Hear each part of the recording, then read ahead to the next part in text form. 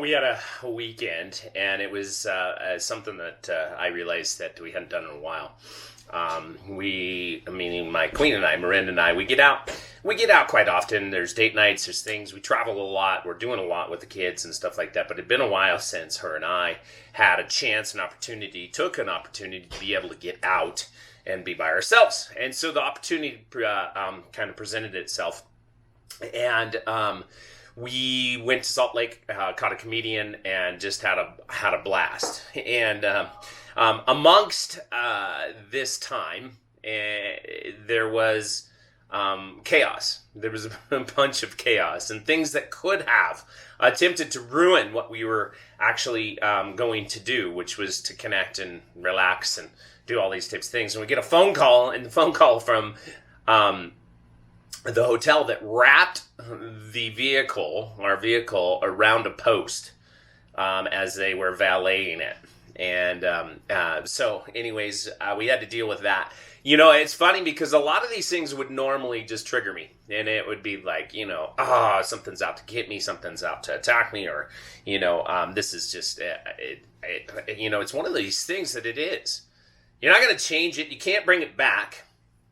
And so it just was. And then you deal with it. And you move on. And the funny part was that the assistant manager that was dealing with it, and he says, we've comped your night stay. And I said, thank you. And he goes, and we're not going to charge you for the valet. And said it with a straight face. And I laughed. I said, you got to be able to kind of chuckle at that in the aspects of how you say that needs to be different. Like, of course we're not going to charge you for the valet. Why would I pay for $26 for you to wrap my vehicle around a pole? And there wasn't a whole lot of chuckling there, but in the aspects of how we communicated. But here is the tip and trick and the lesson of today. Because we came home after forging ourselves, meaning bonding Marin and I, to come home to some kids that were tired. They had stayed at Grandma and Grandpa's and had a blast. But they had held back a lot of issues that they might have had over the weekend, a lot of hurt, frustrations, just to be good, which is awesome. Because we don't want little shits running around at the grandparents' house. But here's what transpired. Is last night, our oldest and our youngest decide to tee off on each other. And go right at it. And the concept for today is, what do you do in those situations when everything is just, you want to come home and have a great time and got little gifts and everything is just there? Do you look at it as good or bad? Do you look at it just like a dent in the car where it's just like, oh my gosh, everything's out to get me. My day is ruined. Our family is ruined. We have these fights and they're supposed to be this way. Or do you see it for what it is? And here's where it went immediately. Was 25 minutes of hashing through emotions and anger and frustration and yelling and all these types of things. And it came out of nowhere. It was this one person made a comment to the other. It was probably done 100 times before. But it just triggered. And so our oldest and our youngest are here fighting. They're battling it over. And here we're trying to have a relaxing weekend, and this is going on. Like, here's the end of our weekend. And it could have easily just stolen everything. Just like the passenger's door that's just like literally bent in. There's so many different things that could trigger. And I was riding in the passenger on the way home as Marin was driving, and there was like the tape that I had done, because we had to cut the mirror off because it was was flapping in the wind. And I go, here, I lowered the window down, not thinking that the dent was so bad that the window wouldn't go back up. And we're driving down I-80 with, thankfully, in a November day, it was actually fairly warm. It wasn't like your typical November where we could have been freezing. But we're just going down the road, 80 miles an hour on 80, just with a window down. And I was like, you got to be kidding me. Fortunately, we were able to pull over And I was able to bend and twist and get that window all the way up. It was a fun experience. But again, not triggered on these things because it was what it was. It was a stupid move on my part not to think that the dent might have obstructed the window. And it's a stupid move on my part to think that these kids, after a long weekend, didn't go through a lot, process through a lot, have some emotions that need to be there. And oftentimes in the past, it would be this, hey, shut up, take it to your room. I don't want to hear about it. And oftentimes, we've done this in the past. But in this moment, we were creating moments. We were hanging out, we were playing chess, we were jumping, the girls were tumbling, we're doing all these types of things, and here we are fighting. And in that moment, it's okay. Because you need to consider that your kids don't often have a time to be okay. To be themselves, to express these feelings. And immediately the two started to go to their rooms. They got so frustrated they couldn't work it out themselves. They immediately start to pull away to their rooms. Isn't that what you've been taught to do? When times get tough or confrontation gets at its highest, the fire starts to go, do you back away? Do you pull away? Often people do. We pull away because it's not socially acceptable to collide. It's not what we've been taught to do. It's not what we've socially been given feedback to do. And so we pull away. And we absolutely just pull away from the situation and sweep it under the rug. And yeah, maybe we learn to come back in order to be part of the family unit. We'll get over our emotions by ourselves and we'll come in and not talk about it. Oh yeah, but not in my house. So in my house, we collide. And we provide a safe environment for this to happen. This is not always perfect. There's times where I'm like, this is just not going to happen. You can pull away. But for the most part, we're not going to pull away because we need to get through the emotions. And what happened and what transpired the next 15 to 20 minutes was essentially two sides being able to be heard. They were able to actually express these feelings, like this is why I felt this way, or this is why I was triggered by this. To be able to walk through that, to be heard, and then to be hugged. And literally to be happy after that. Heard, hugged, and happy. And I wrote that down. It's kind of our new process. All right, let's be heard. Let's hug it out. And let's be happy.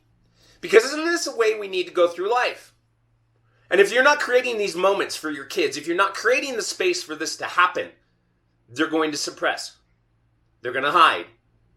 And they're going to know that it's not okay to have these emotions. They're going to know that it's not okay to express how I feel. It's not okay. And so I'm going to hide and I'm going to fundamentally change who I am to be able to fold into the mix of society. And I've learned a lot from a little one. She doesn't back away from anything. She innovates. She doesn't really care what I think, who I am. Yeah, I lead. And I know she watches. And I know she learns a lot. And there'll be some day that she's listened back to this podcast and knows that I learned from her as she learned from me. But I see the fire that she does not back away from. Emotions, raw, on the sleeve. It's there. She plays sports that way. She tackles school that way. She has relationships that way. She comes at me that way. There's oftentimes I'm like, hey, we're going to collide right now. This is not going to be pretty. Okay, Dad, okay, all right. Yeah, no, I'm not going to be talked to like that. All right, and so we collide. But in the collision, you're going to look at it as one of two ways. Like it's bad, it's good,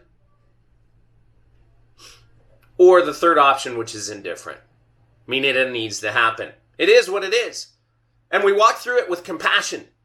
We walk through it with compassion. We walk through it, and in the end is love. It's okay. So the tip and the trick for you today is one of two things. If you're not creating this environment for your kids, who is? Absolutely nobody. And if nobody's doing it, where do they get a safe spot to actually be themselves? To know that their emotions are theirs and they're okay to have. To be able to express. I mean, it's okay to express these emotions.